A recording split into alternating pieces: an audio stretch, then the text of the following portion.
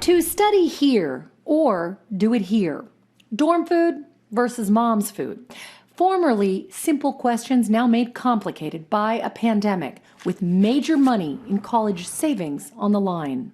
It was a difficult decision to make, but now that I've made it, I'm very comfortable with it. Newly minted high school grad Lucy will hold off on the University of Michigan and its $60,000 tuition for now. She's among the many members of the class of 2020 trying to put a value on something so hard to quantify, whether to pay full cost for online learning and a fraction of campus life. I was excited to go to football games and maybe rush a sorority, and all that is in person with a ton of people. You know, you can't tailgate in quarantine right now, so none of it seemed worth it. But so many will pack their bags, move out of their parents' house, and belly up to a computer screen for a mix of in-person and online lectures. It's my last year. I didn't really want to miss out on any opportunity I could get to be back in Champaign. And the cost of that higher education will remain, well, high. NBC5 Responds reached out to 21 colleges and universities in Illinois and Indiana, all now reducing in-person learning. So, are any reducing tuition?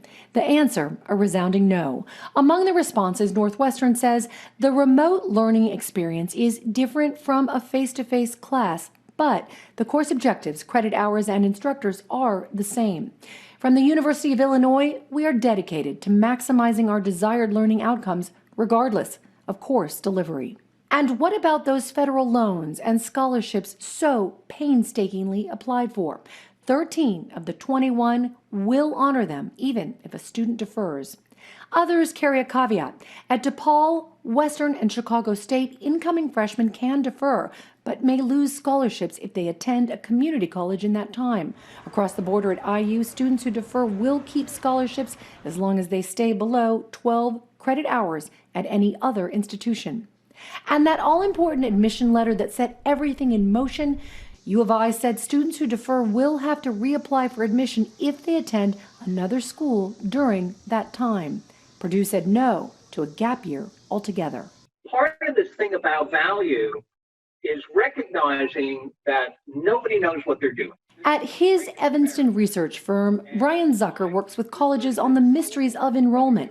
We asked him if higher ed should now lower cost in light of COVID-19 changes. I would rather that they put those resources towards need-based aid and embrace an idea of investing in the experience to make it worth the value.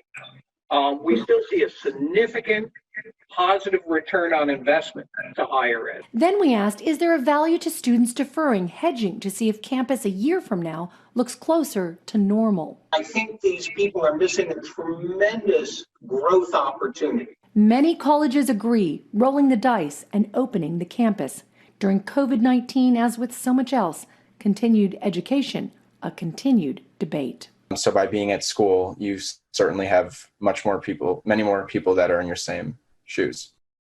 Now, for any students still on the fence, there is a little wiggle room here. Almost all the schools in our survey said they will still issue a refund if the decision to sit out is made before the first day of class. But the countdown to that is on, with some students already moving in. Lisa Parker, NBC5 Responds.